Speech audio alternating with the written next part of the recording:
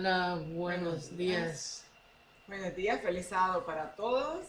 Otra vez un gusto estar aquí nuevamente con ustedes, llevando la palabra de Dios, de Jesús. Y hoy nos tocaba, ¿qué era?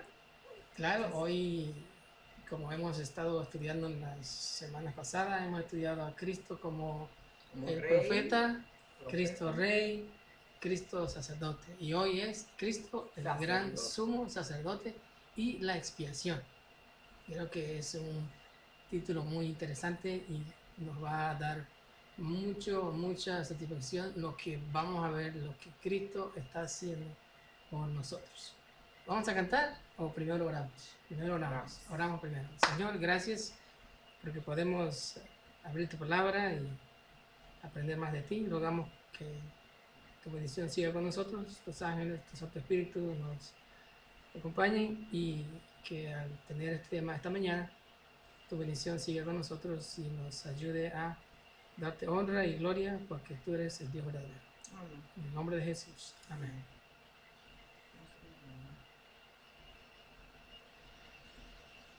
Parece que no se transmitió, o sea, no nos miraron porque no. Así que pasamos. buenos días otra vez y feliz sábado. Bien, sábado. Feliz sábado a todos. Vamos entonces a cantar el corito.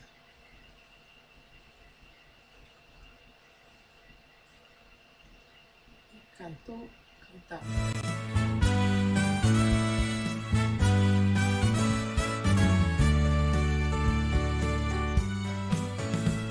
El mundo de hoy perdido está, muchos no saben la verdad, sin amor ni esperanza están aquí, sin razón, sin ilusión, sin ganas de vivir.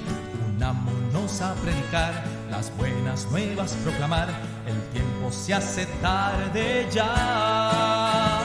Del amor de Jesús hablemos hoy, a un mundo de tristeza y dolor. Gracia y perdón Él nos dará, pues solo en su amor hay salvación.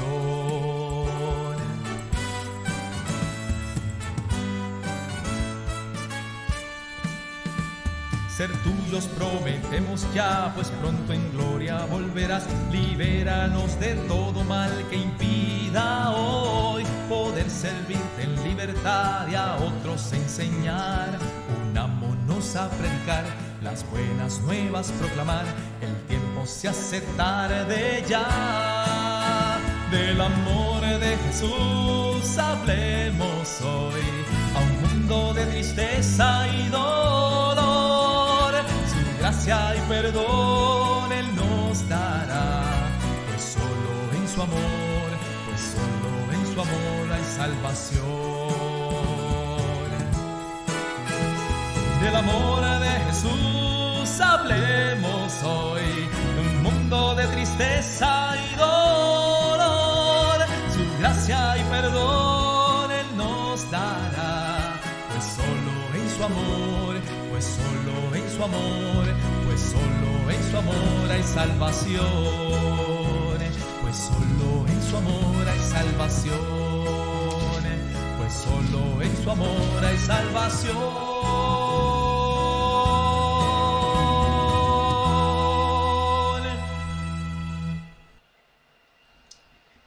Muy bien, pues gracias a Dios. Amén. Estamos aquí nuevamente.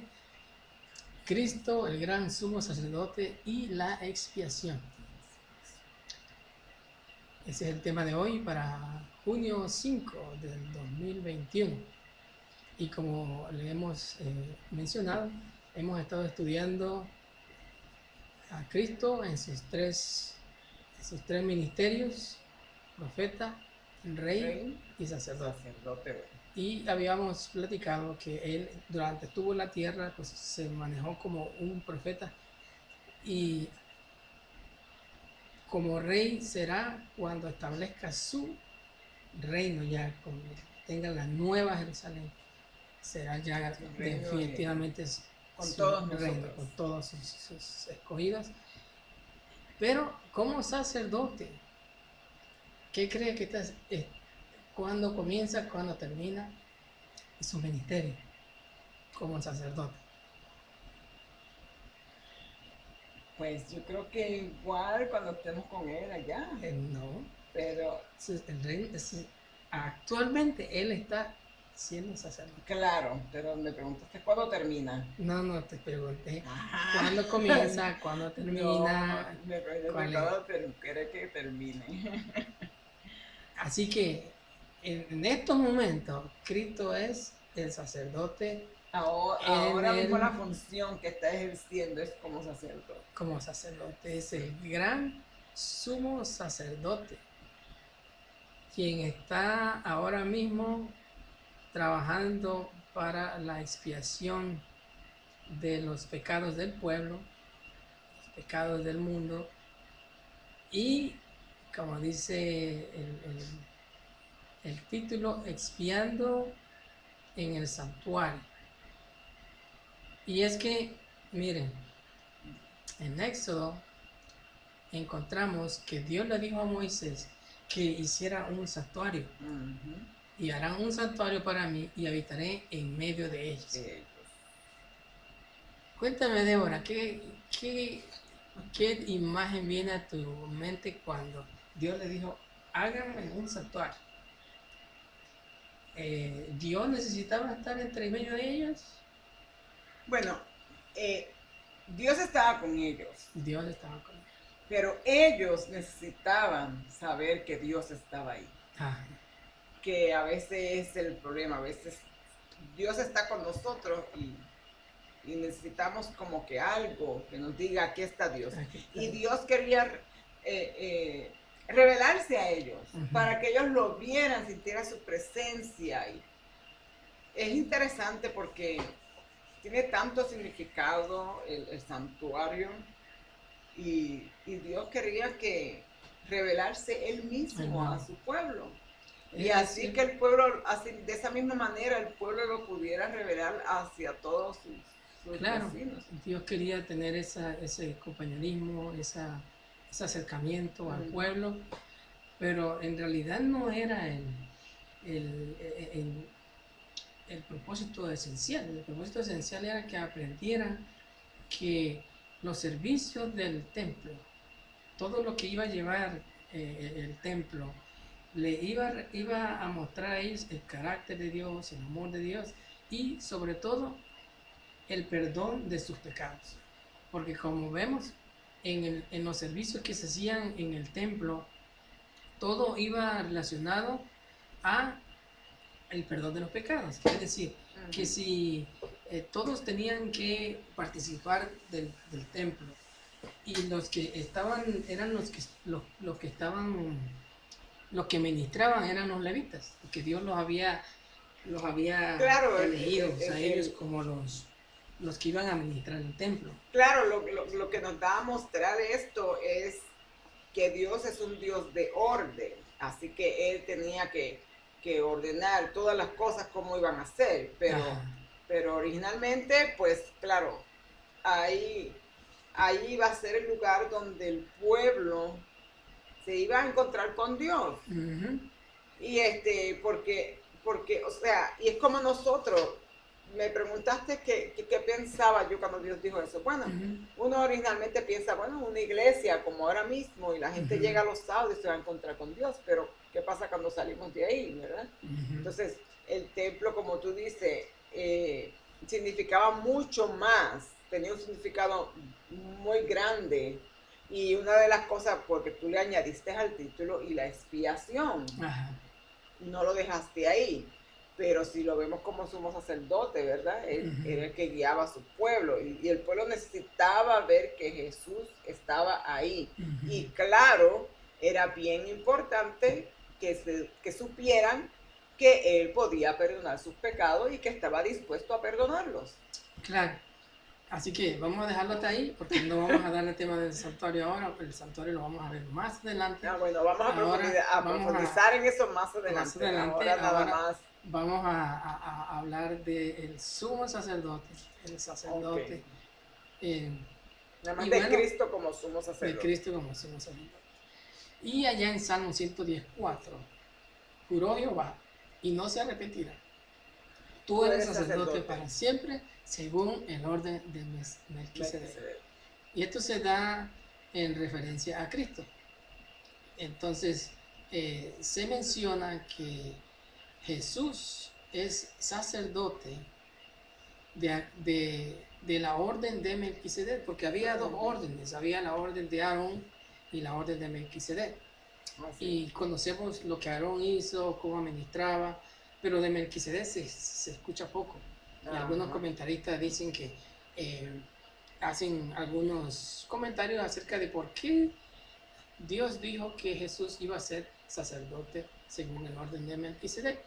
Y uno de los registros muestra que como Cristo no tenía no estaba limitado a tiempo, a espacio, así como Melquisedec, que no se sabía de dónde venía. Dicen que no se menciona solamente 2 veces en la Biblia, y no saben el origen, no saben de qué descendencia, o sea, poca información, y por eso relacionan a Jesús, porque Jesús es así, es eterno, Jesús es de origen celestial, y bueno, aparte que era un rey, era rey y sacerdote, y se dice también que es un privilegio para en aquel entonces los reyes ser sacerdotes, por su realeza iban a ser sacerdotes. Entonces se menciona también que Cristo es rey. Pero no todos eran sacerdotes. No todos. Entonces solamente una mención, así para incitar a todos los que nos escuchan, para que sigan leyendo y vayan y lean la historia.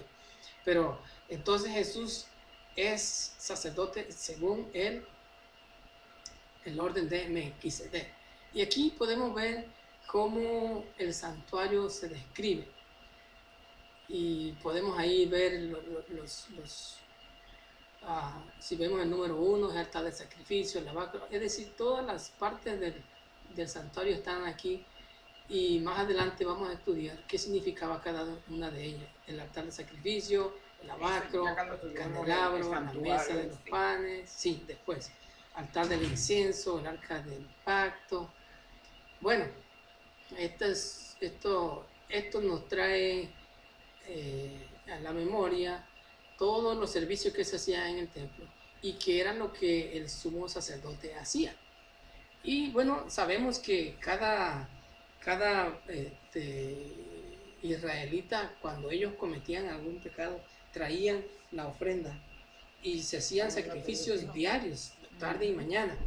Entonces la historia dice que ellos, cuando cometían algún pecado, algo que estaba en contra de Dios, venían y traían una ofrenda y ellos mismos sacrificaban, y entonces el pecado quedaba en el santuario, y al fin de año entonces venía el sumo sacerdote y era el que hacía la expiación por el pecado del pueblo.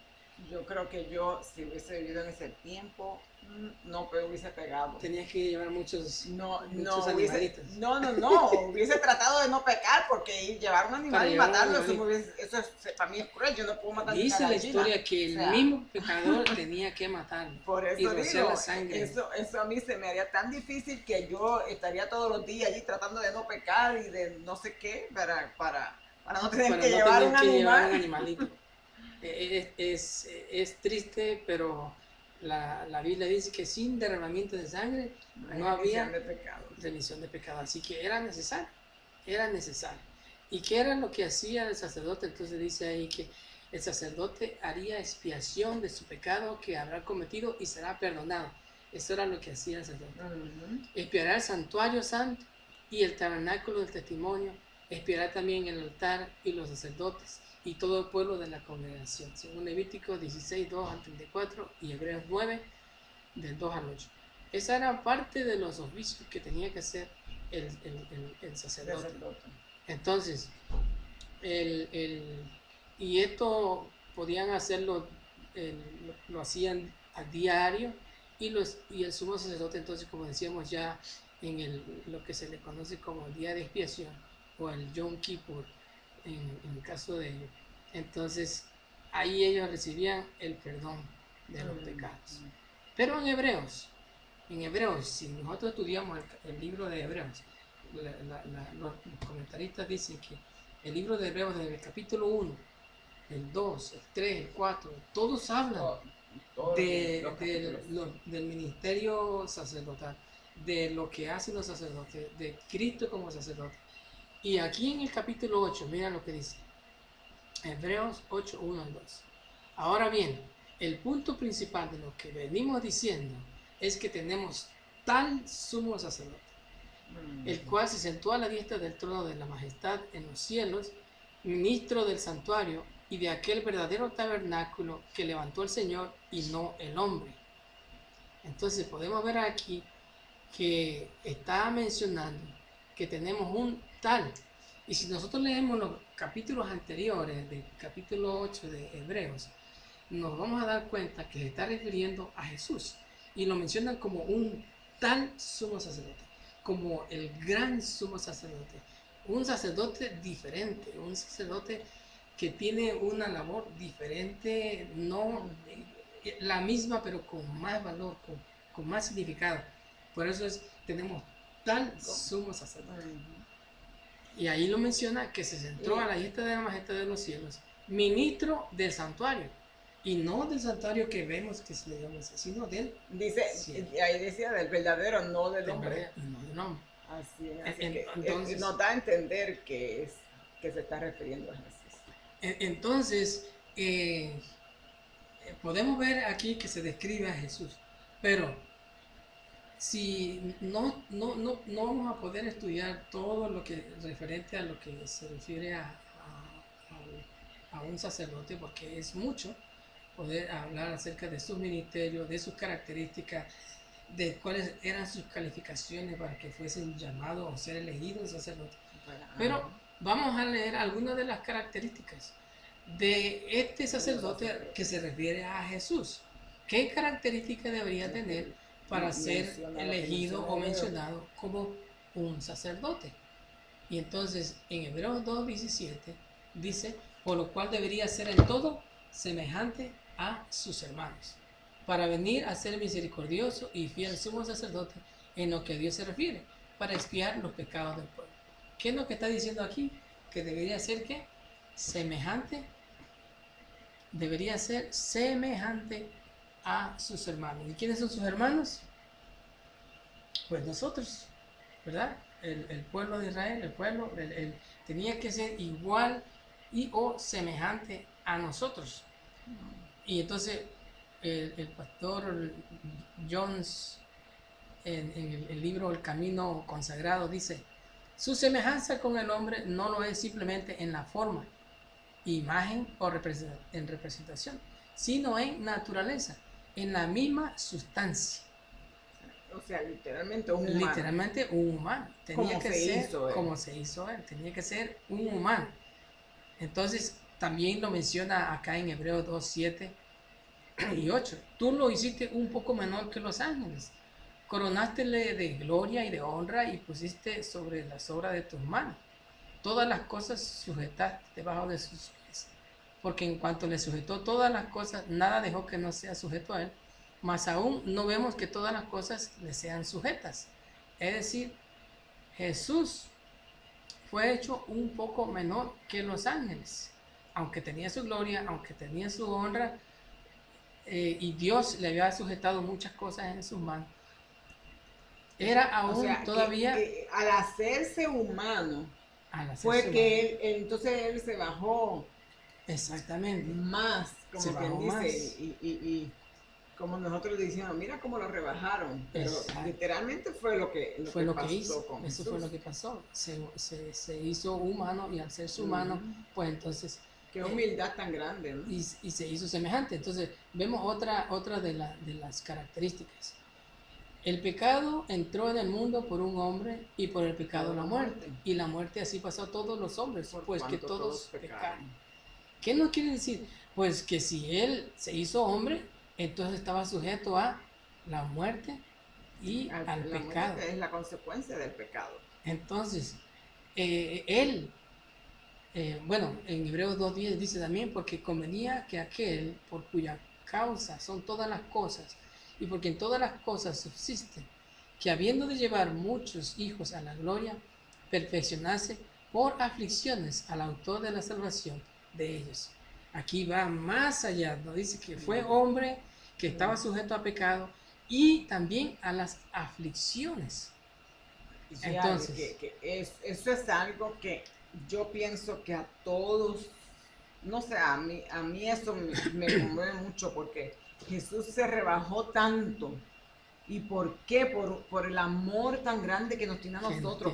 ¿Quién tiene un amor tan grande como ese? Si a nosotros vivimos orgullosos de las cosas, queremos más y más, y nos peleamos a veces, nosotros como pareja nos peleamos hasta por esas mismas cosas, porque a veces competimos como parejas, de que quién sea mejor, el que tenga mejor título, el que tenga, exacto, y entonces es triste cómo hacemos esas cosas hasta entre nosotros que tenemos, que se supone y que nos así, amamos. pero mira, Cristo, dice ahí en Hebreos 2:11, porque el que santifique, los que son santificados, de uno son todos, por lo cual no se avergüenza de llamarnos hermanos. Aún así, por lo que tú estás diciendo, que egoístas, que peleamos, que ni así se avergüenza. Ni así se avergüenza de llamarnos hermanos. Imagínate, eso es un amor tan grande.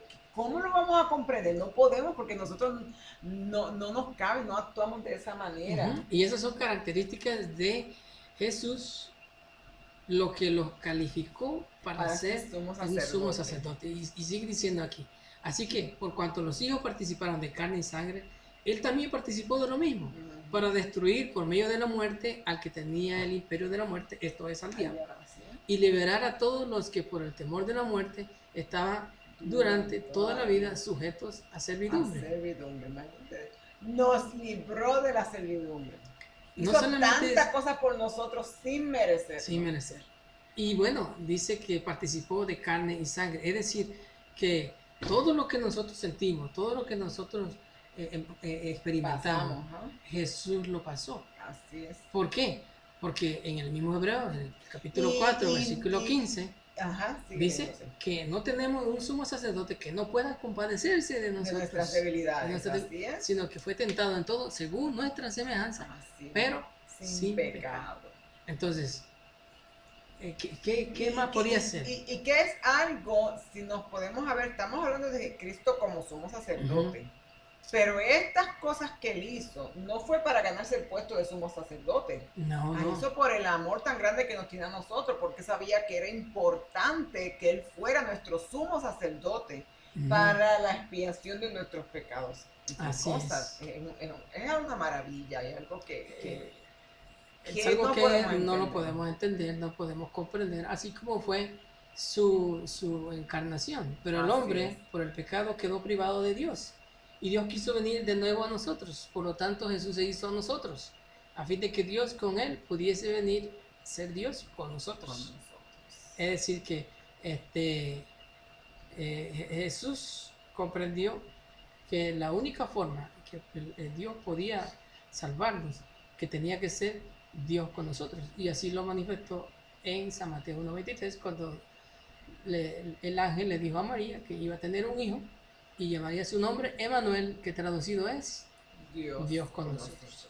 Entonces, podemos ver que hay muchas características que nos están describiendo a Jesús como el sumo sacerdote que tiene toda la capacidad para entendernos y para poder hablar con el hombre. Y para realmente ser un sumo sacerdote. E interceder por nosotros. Exactamente, ahí es que iba, porque el sacerdote intercede por el pueblo.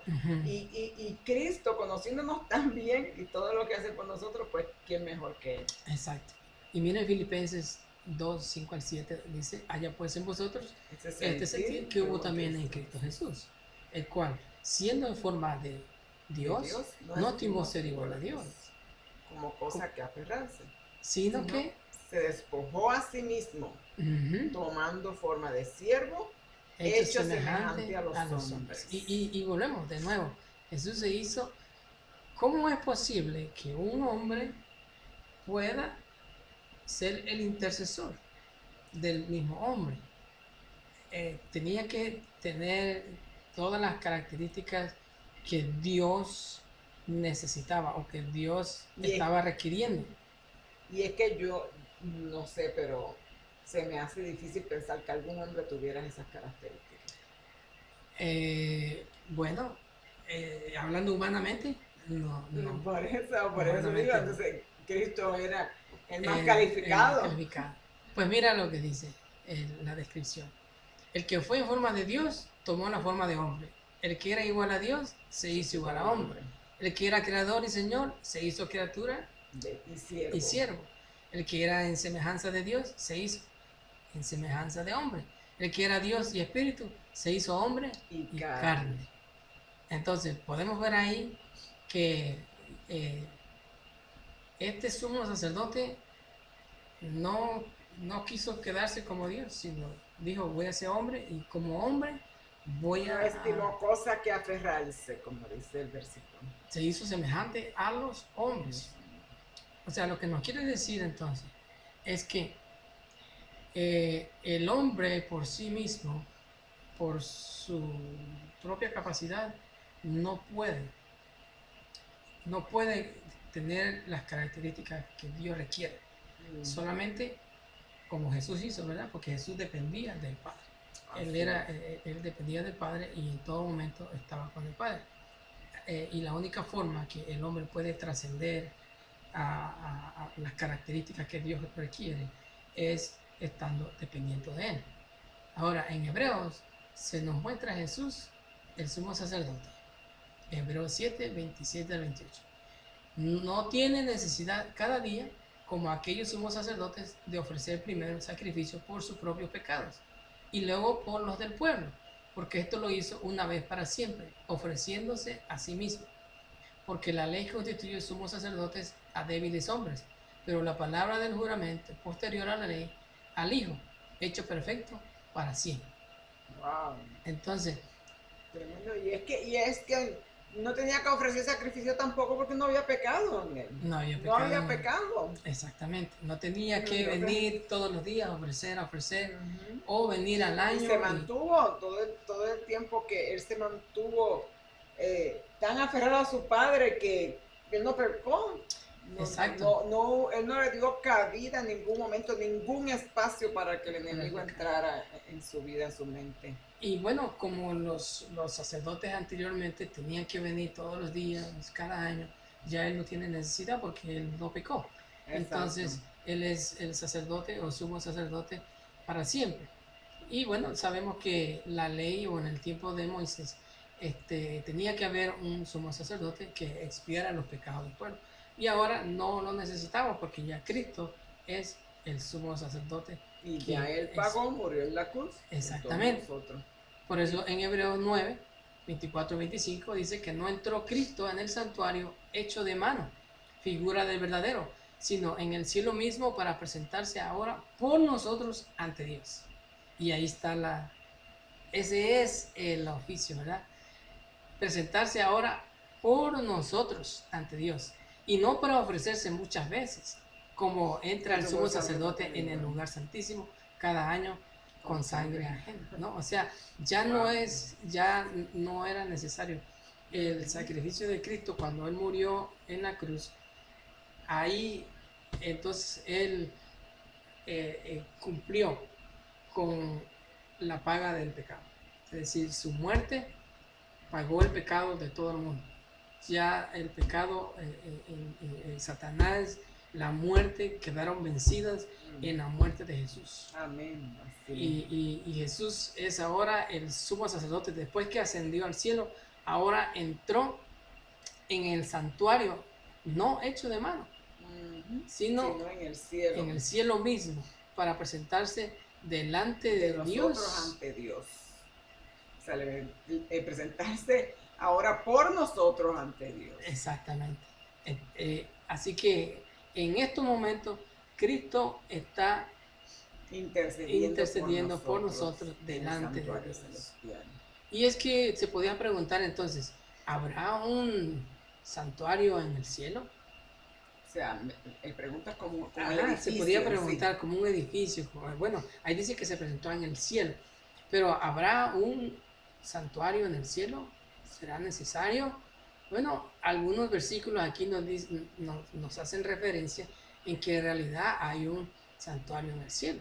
En Apocalipsis 4, 5 y 8 al 2 al 4 dice que el humo del incienso subía de la mano del ángel delante de Dios con las oraciones de los santos. ¿En dónde salía el humo? En el santuario, ¿verdad? Dice que antes del lugar santísimo, entonces se hacían los inciensos. Y en Apocalipsis 11 y 15 y 16 se nos dice también que el templo de Dios fue abierto en el cielo y el arca de su testamento fue vista en su templo. Ahora, en el punto 3 dice que allí 7 lámparas de fuego también se han mirado, ardiendo delante del trono. Lámparas de fuego. Y en el santuario también había lámparas, ¿verdad? Y el punto 4 dice que fue también visto uno semejante al Hijo del Hombre, vestido de ropajes de sumo sacerdote. Es decir, Juan vio a Jesús ministrando en el santuario de Dios.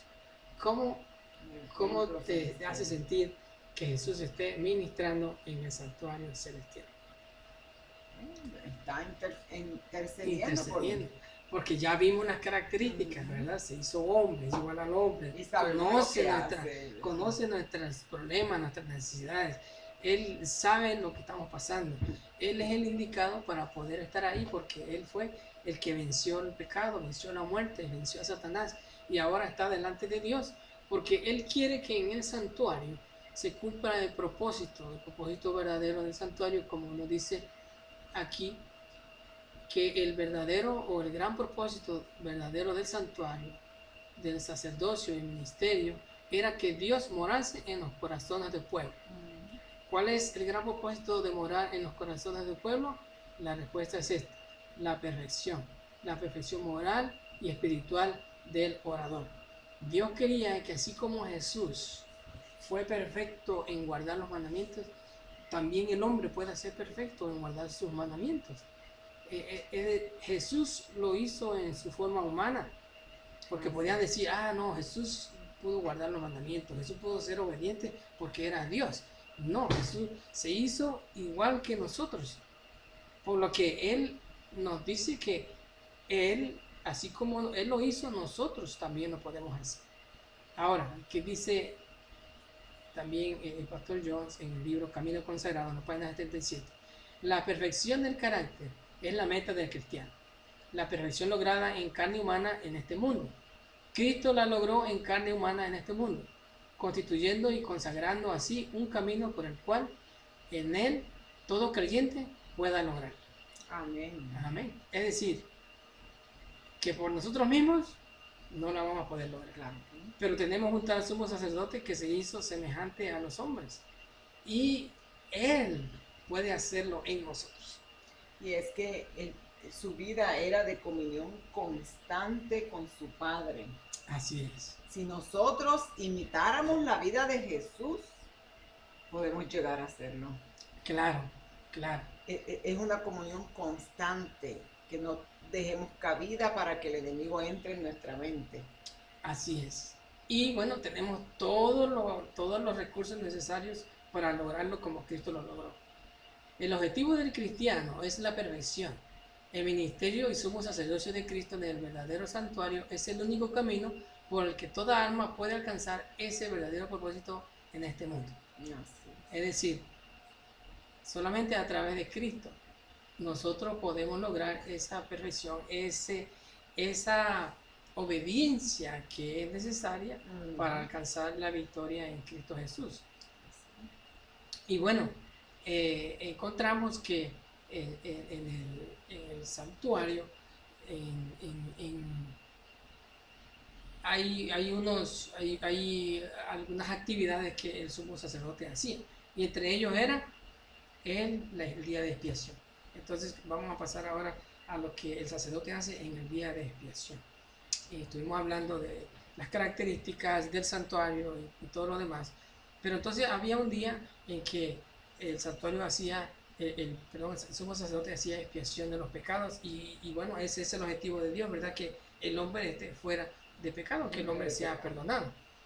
Pero en el capítulo 8 de Daniel, de los versículos 13 al 14, nos dice que oyó al santo que hablaba y otro le preguntó, ¿hasta cuándo durará la visión del continuo de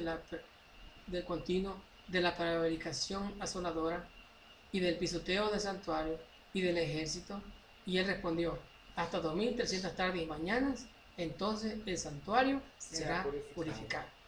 Y aquí entramos en una profecía de Daniel, una profecía en la que a Daniel, si nosotros estudiamos los capítulos 2 y 7 de Daniel, encontramos ahí los reinos que estaban en el tiempo de Daniel, los reinos, ¿verdad? Cada uno qué hacían y qué era lo que sucedía en ese reino.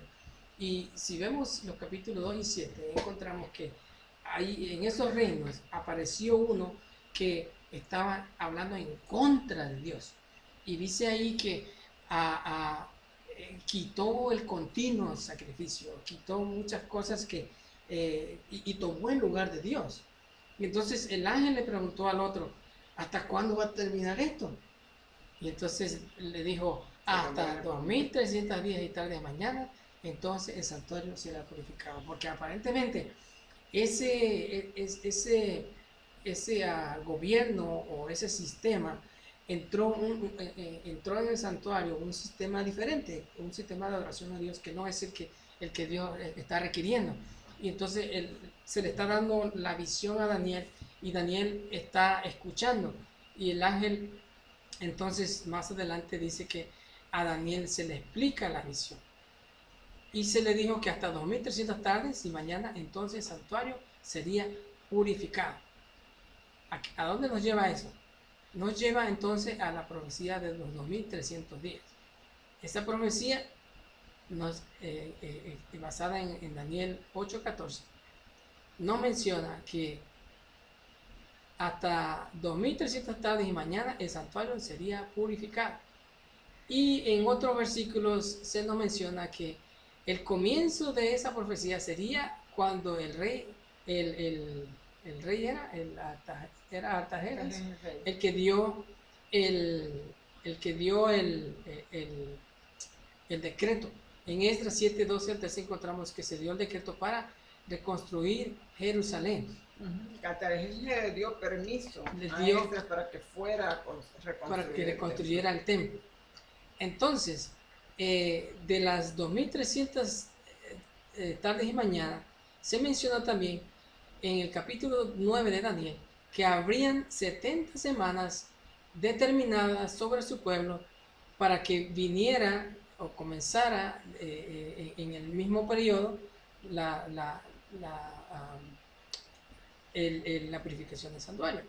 Entonces, se le dijo a Daniel, cuando el ángel explica en capítulo 9, que habría 70 semanas determinadas de las 2300 tardes y mañana. Es decir, que de 2300 en 70 semanas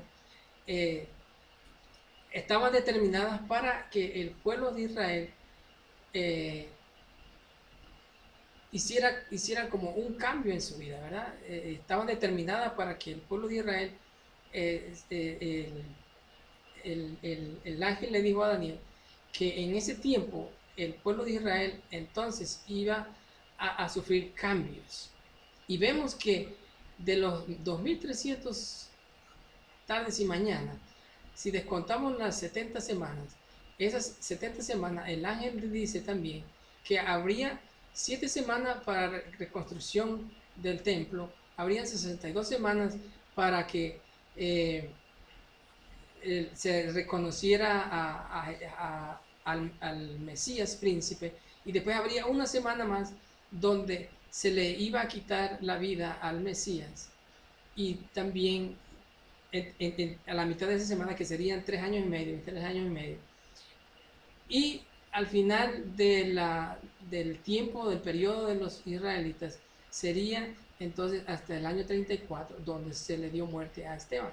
Entonces podemos ver aquí que de los 2300 tardes y mañana, hubo 7 semanas para reconstrucción del templo, hubo 62 semanas para que viniera Jesús y se le reconociera como el Mesías, cuando Jesús fue bautizado y comenzó su ministerio.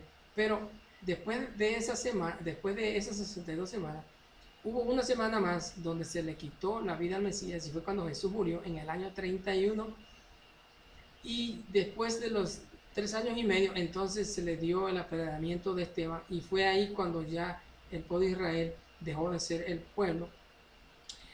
Y entonces, de esas 70 semanas, había 1810 años que el ángel le dijo que empezaría, hasta ese tiempo, empezaría entonces la Hasta ese tiempo que purificación. se cumplirían los 2300 años. Exactamente, y comenzaría la purificación del santuario. Y todo eso nos lleva, desde 457, nos lleva hasta 1844, y fue cuando hubo un movimiento que nosotros conocimos como el movimiento milenarista, que comenzaron a predicar allá ellos la venida de Jesús. Pero se dieron cuenta más adelante que no era que Jesús venía, sino que Jesús pasaba del lugar santo al lugar santísimo a entonces ejercer como el sumo sacerdote. Y esa es la profecía de los 2300 días. Entonces, si usted quiere leer más, siga la cronología y verá que en Daniel ahí se describe la profecía. Así que le invitamos para que siga leyendo, porque no vamos a alcanzar a poder explicar lo que conlleva todo la cronología. Lo que sí podemos decir es que en el 1844 en adelante comenzó lo que se conoce también en la profecía como el juicio investigador, o cuando tu nombre y mi nombre están pasando en el templo, cuando Jesús los está presentando en el templo y se está declarando si eres libre o eres culpable, ¿verdad? Cuando en el templo se está expiando tu pecado y mi pecado. Aunque la sangre de Cristo habría de librar al pecador de arrepentido de la condenación de la ley, no había de anular el pecado. Este queda registrado en el santuario hasta la expiación final. Así, en el símbolo, la sangre de la víctima quitaba el pecado del arrepentido, pero quedaba en el santuario hasta el día de la expiación. Entonces, el pecado de los hombres, como ya sabemos, que están siendo inscritos en los libros, ¿verdad? Y quedan inscritos ahí hasta que entonces, al final del tiempo, cuando venga el juicio, que va a ser después que Jesús ya termine de ministrar en el santuario, entonces se dará la paga de acuerdo a lo que como hemos hecho. Y ahí nos dice en Patriarcas y Profetas, en la página 421, en el gran día del juicio final, los muertos han de ser juzgados por las cosas que están escritas en los libros según sus obras. O sea, todo está escrito. Y cuando el sumo sacerdote esté representando allá con Dios, entonces él va a decir, diga mi nombre y diga, no, mira, él ya fue perdonado, ya su pecado está perdonado. Entonces, el sumo sacerdote me va a liberar. Pero si yo no confesé mi pecado, si yo no vine humildemente, si no vine a confesar, no me arrepentí, y mi pecado está escrito ahí, ¿qué va a decir el sacerdote o el sumo sacerdote? Todavía no se ha arrepentido, ¿verdad? Todavía le falta. No va a decir nada, pero bueno. Él va a decir, él todavía le falta arrepentirse, pero ya no va a haber tiempo para arrepentirse. El tiempo de arrepentirse es ahora. Por eso tú estabas diciendo esta mañana que tú lo que me decías. ¿Recuerdas lo que me estabas diciendo? Dije tantas cosas que no me acuerdo. No, cuando viniste aquí me dijiste que es lo que deberíamos decirle a la gente. Bueno, la misión que Jesús está haciendo ahora mismo. Ajá. Lo que está haciendo por nosotros. Es claro. El tiempo, ahora es el tiempo de anunciarlo, ahora es el tiempo de que todos conozcamos pues lo que hemos estado hablando. Ahora es el tiempo en que necesitamos arrepentirnos, en que necesitamos confesar nuestros pecados, en que necesitamos reconocer a Jesús como nuestro sumo sacerdote, que está representándonos delante de Dios. Si no hacemos eso, entonces, ¿quién nos va a representar? Necesitamos hacerlo. Mira qué dice aquí. Entonces, en virtud de la sangre expiatoria de Cristo, los pecados de todos los que se hayan arrepentido sinceramente serán borrados de los libros celestiales. De todos aquellos que se hayan arrepentido sinceramente. Entonces, nosotros necesitamos arrepentirnos ahora. Ahora es que necesitamos decirle a la gente que sincero es que no lo voy a hacer más, que aborrezco lo que hice.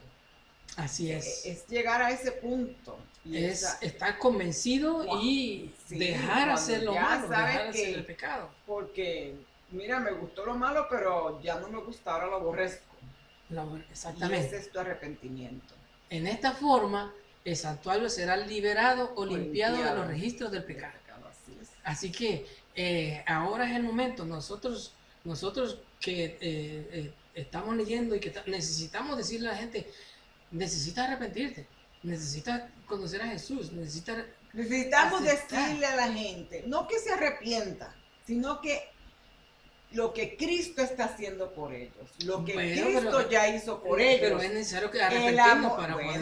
Que sí, pero no le vamos a decir, no le vamos a decir a la gente arrepiéntanse, tienen que conocer a Cristo, tienen que conocer el sumo sacerdote, lo que está haciendo para nosotros, ese gran amor que él demostró al venir a ser un gran sacerdote, para que entonces esas personas se enamoren de Cristo. Y ellos se van a arrepentir, van a aborrecer lo que están haciendo. Así es. Porque al ver a Cristo, una persona tan santa, con un amor incomprensible, indescriptible, que van a decir, aborrezco esto que estoy haciendo, porque Jesús es mucho más que esto. Así es. Y ahí es el punto. No es que yo no los llamo al arrepentimiento, a eso los llama Jesús. Yo los llamo a mirar a Cristo, a mirarlo como hoy lo expusimos, ¿verdad? Como el gran sumo sacerdote. Que lo miremos, ya lo vimos como rey, ya lo vimos como profeta, miremoslo como nuestro gran sumo sacerdote. Ajá. Y vamos a aborrecer las demás cosas porque Cristo va a ser lo único que va a importar en nuestra vida. Claro que cuando nosotros reconocemos a Jesús y reconocemos que estamos en pecado y que estamos haciendo lo mal, el Espíritu Santo nos ayuda para que nos arrepintamos. Esa es su labor. Hagamos, y a través de su fuerza, su poder, Dios nos capacita para mantenernos limpios, para mantenernos fuera de pecado. Así es. Y entonces mira al final, la obra de Cristo en el favor de la redención del hombre y la purificación del pecado del universo será concluida, quitando el pecado del santuario celestial y colocándolo sobre Satanás, quien sufrirá el castigo final. Así es. Es decir que en el cielo no va a haber pecadores. En el cielo o te arrepentiste o no aceptaste a Cristo como Salvador personal, no vas a estar ahí. Ahora es el tiempo en que tenemos esa oportunidad, porque desde 1844, según la profecía, Jesús está intercediendo por nosotros. El juicio investigador comenzó. Y es que todos sabemos que así debe ser, porque si yo voy a una carrera, yo tengo que prepararme antes, y ya yo voy a ser una corredora antes de entrar a la carrera. Siempre, cuando yo voy al cielo, ¿qué yo tengo que ser? Ya yo tengo que ser un hijo de Dios. Ya yo tengo que estar listo para poder vivir en ese lugar. Y eso es lo que se menciona ahí, que el objetivo del cristiano es alcanzar el cielo. Y para alcanzar el cielo debemos cultivar un carácter como el de Cristo. Debemos cultivar un carácter de obediencia, lo que va a de perdón, de ese deseo de servir a Dios y de abandonar el pecado y de salir de las garras del enemigo. Y eso no lo podemos hacer a menos que estemos con Dios en todo momento. Así que, para terminar, la invitación es que veamos a Jesús, este sumo pontífice, sumo sacerdote, Hijo de Dios, que penetró en los cielos. El Hijo de Dios, que también confiadamente lleguemos a Él. ¿Por qué? Porque Él es misericordioso. Para alcanzar la misericordia y hay gracia para el continuo socorro. Solamente la encontramos, ¿verdad? Solamente en Jesús. O sea, Él sabe nuestra condición, Él sabe que somos pecadores, Él sabe que tenemos debilidad, Él sabe todas estas cosas, pero Él las pasó, Él las conoció. Por eso, Él es nuestro sumo sacerdote. Y Él ya venció. Así que nosotros sí. podemos vencer en su nombre. Nosotros Amén. podemos ser vencedores porque Cristo los venció. Amén. Y Cristo pues está ahí a tu lado.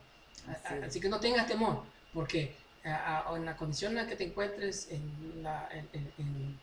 si estás triste, si estás humillado, si estás debilitado, Cristo está ahí para sostenerte, porque Él es nuestro gran sumo Acércate a Él. sacerdote. Se humilló más que nosotros. No hay humillación grande en esta tierra como la que Cristo pasó. Y Él es Así que nuestro sumo sacerdote. acerquémonos Y Él a está Jesús. deseoso de expiar el pecado. Amén. Y claro que todo está escrito ahí, pero cuando Él venga, cuando Él muestre a Dios tu nombre, Él puede decir, Él está limpio. Él ya confesó, Él ya se humilló, Amén. Él ya está conmigo, Él alcanzó misericordia. Y bueno, cuando tu nombre pase en ese juicio, pueda ser declarado limpio de pecado Amén. y no culpable. Así Así que les animamos para que hablemos del amor de Jesús. hablemos que es del nuestro amor. canto, ¿verdad? Así es, cantemos entonces el canto.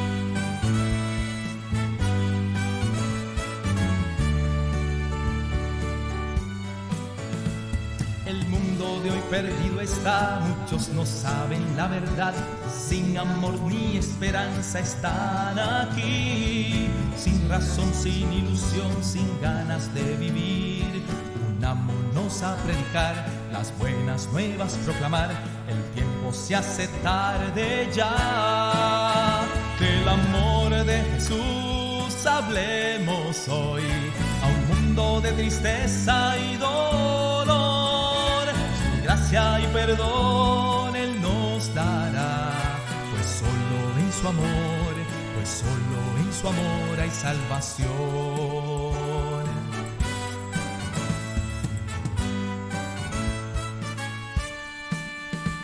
Ser tuyos prometemos ya, pues pronto en gloria volverás. Libéranos de todo mal que impida hoy poder servirte en libertad y a otros enseñar. Unámonos a predicar, las buenas nuevas proclamar. El tiempo se hace tarde ya. Del amor de Jesús hablemos hoy, a un mundo de tristeza y dolor. Gracia y perdón Él nos dará, pues solo en su amor hay salvación. Del amor de Jesús hablemos hoy, de un mundo de tristeza y dolor. Su gracia y perdón Él nos dará, pues solo en su amor hay salvación, pues solo en su amor hay salvación, pues solo en su amor hay salvación.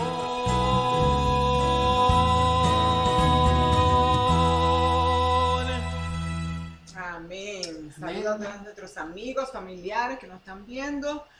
Mucho amor para todos y sigamos contagiado de este amor de Cristo Jesús y dejándoselo llevar a otros. Vamos a orar. Amén. Querido Dios, te agradecemos por el mensaje de esta mañana. Te agradecemos porque estás allá intercediendo por cada uno de nosotros. Gracias, Señor, porque cada día tú perfeccionas nuestras vidas. Ayúdanos a estar conectados a ti, así como tú lo estuviste con tu Padre, para que cuando tú vengas en gloria podamos ir todos a morir contigo. Te lo pedimos en el dulce nombre de Cristo Jesús. Amén. Amén. Bueno, feliz sábado. Adiós, Nos vemos la saludos a próxima. todos. Gracias por estar con nosotros.